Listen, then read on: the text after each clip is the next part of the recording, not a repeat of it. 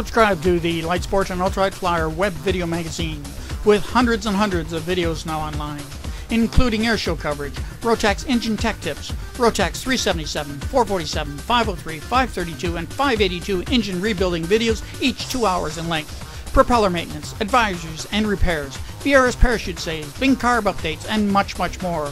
Get a yearly subscription at www.ultralightflyer.com.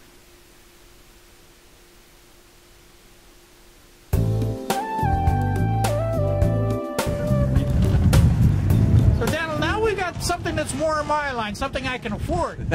You probably can. Long history of Fisher Aircraft providing very affordable aircraft. Speaking today with Paul Riedlinger here at Sun and Fun 2011, and we've got some new ground to cover because I don't know your operation that well.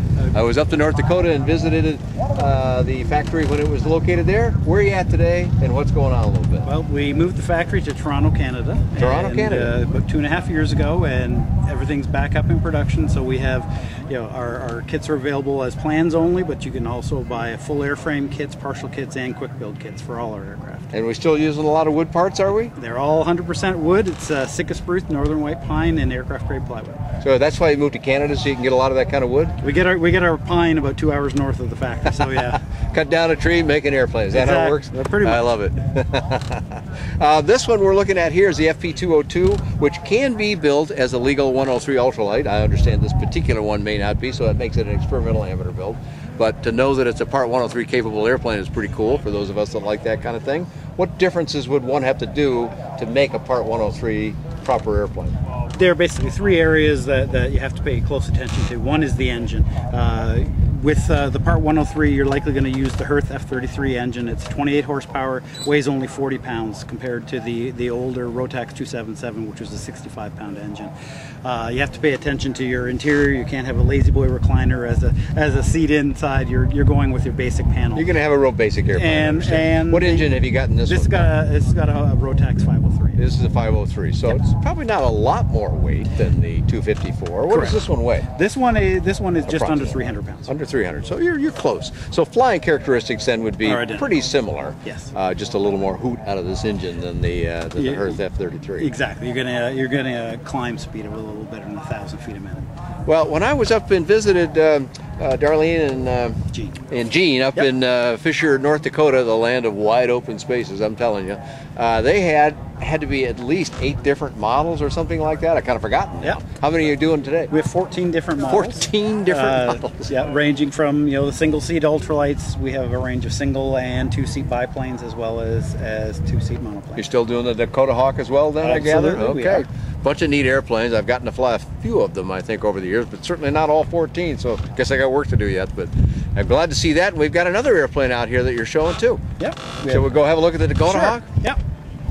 Now this is one of my favorite airplanes, Dan. You hear it with some of those 4-stroke engines on it, and it sounds just like a 150 or something taking off. Yeah, I flew with Mike Makepeace, who was a proponent of these airplanes and flew at these air shows a lot. Great guy. And I flew in the Dakota Hawk with him. Now I forgot what engine that had in it. It was a Czech engine, as I recall. No, the Dakota Hawk that you flew in would have had a Rotax 912 in it. The plane was originally designed around the 912. Our Tiger Moth had that's what I'm thinking. Had the Loam engine in it. Okay, the Loam engine. So yet another model. Yeah. Excuse me if I don't remember them all, but 14 models. I'd have to have a cue card here to get this right. Well, okay, so somebody's going to build this, and they get a whole bunch of popsicle sticks. Excuse that. They're actual pieces of real aircraft wood, but they're basic airplanes, and you can build them inexpensively. Right. Tell me a little bit about the prices, rough prices, not the details, not individual kits, but basic whole price kind of thing, and how much time it takes to build one of these. Okay.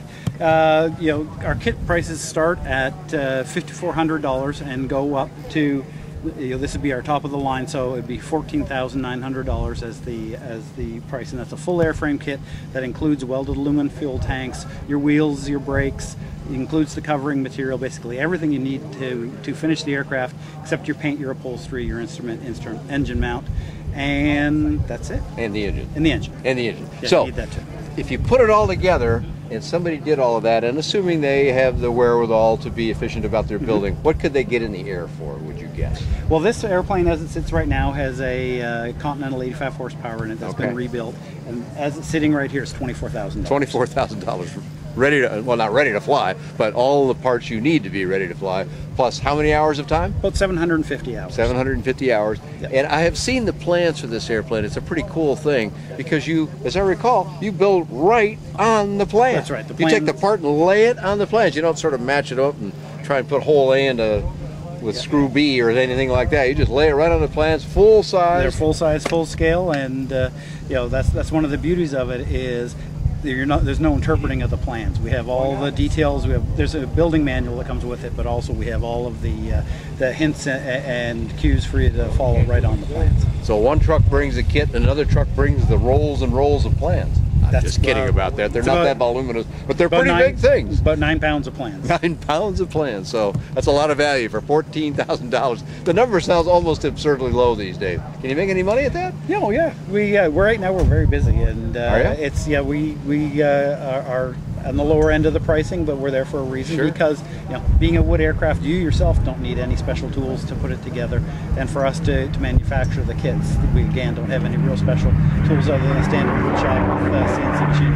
Excellent. And this is just one of the two-place kits that they manufacture. They have, you already mentioned the Tiger Moth. Tiger Moth, yeah. The little biplane. Then they have the Classic.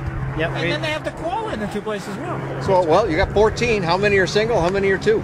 We have 5 single-place monoplanes, 2 single-place biplanes, 3 two-place biplanes, and 4 two-place monoplanes. Okay, repeat after me, viewers. What did he just say? I'd have to write this stuff down. They have too many models of I think airplanes. the important thing is that they're basically all priced lower than, what, $15,000? $15,000. $14,900 is the most expensive, and you start at $5,400. $5,400. Pretty remarkable for all those people that are saying you can't get in the air for less than X, and they throw out some number that they can't afford, and then they lament aviation. Well, Fisher Aircraft or Fisher Flying Products, keeping it in the air. Thank you so much for talking to us. Where can we get some more information? Your website? You can contact us at our website at fisherflying.com, or you can call us at 905-856-7050. Okay, fisherflying.com. Excellent.